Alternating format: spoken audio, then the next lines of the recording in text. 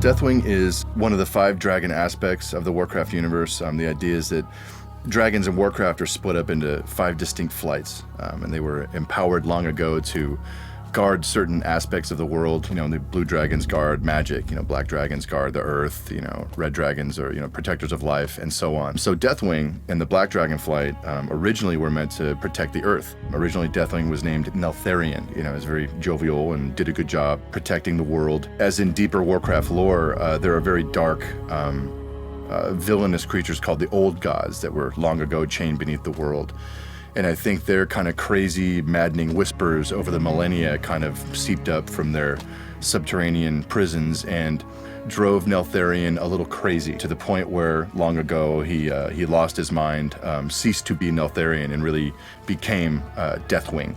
A specific conflict about 10,000 years in the past of present-day Warcraft, called the War of the Ancients, where the big demon army was invading the world. And it was at that time where the 5 dragon flights united were meant to drive this enemy from the shores of the world and save the world, fulfill their function of protecting the mortal races. And in the midst of all that, as Deathwing's madness was kind of growing in his ears, he created an artifact called the Dragon Soul, right? That he tricked his brethren into believing, well, if we combine our power as we're meant to, this will be the great weapon, to save the world. And in truth, once he had all their powers put into this terrible artifact, he claimed it for his own and essentially betrayed them in the worst moment at the 11th hour, essentially turned on the other dragon flights, decimated the blue flight, forever cursed the black flight, and just pretty much broke the family apart. And as his madness overcame him, his innate kind of powers over the forces of earth and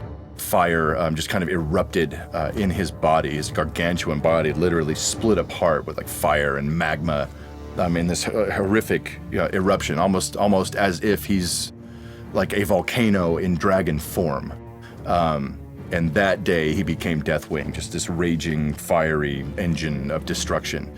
And one of the interesting things about Deathwing's visual kit is that while he's this gargantuan dragon, and the fact that he's kind of literally always falling apart because his rage just cannot be contained by his physical shell, they actually had to hammer into these adamantine plates all along his spine just to literally staple his body together.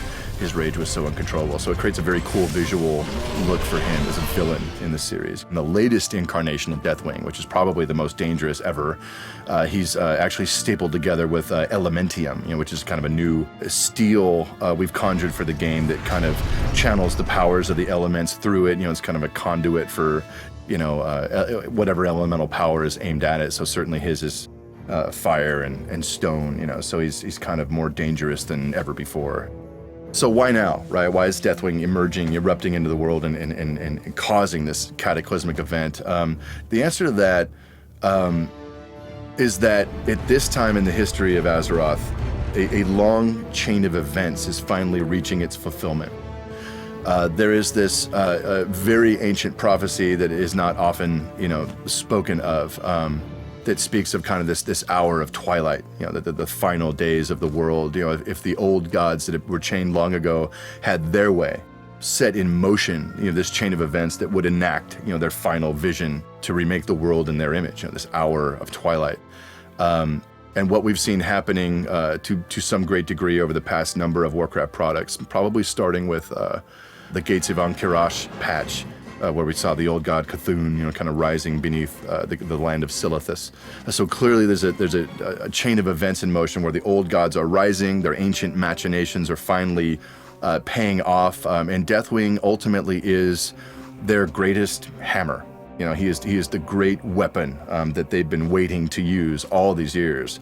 While he's had his own machinations, over the course of history, trying to make his own dragon flights and kind of build his own kingdoms, the truth is, he was corrupted by the old gods from the start. And in this final hour, right, where they will, attempt to assure their, ascendancy, he is pretty much the greatest weapon, for them to unleash. So that's why now their final end game is in play, and he is pretty much the great key to it all.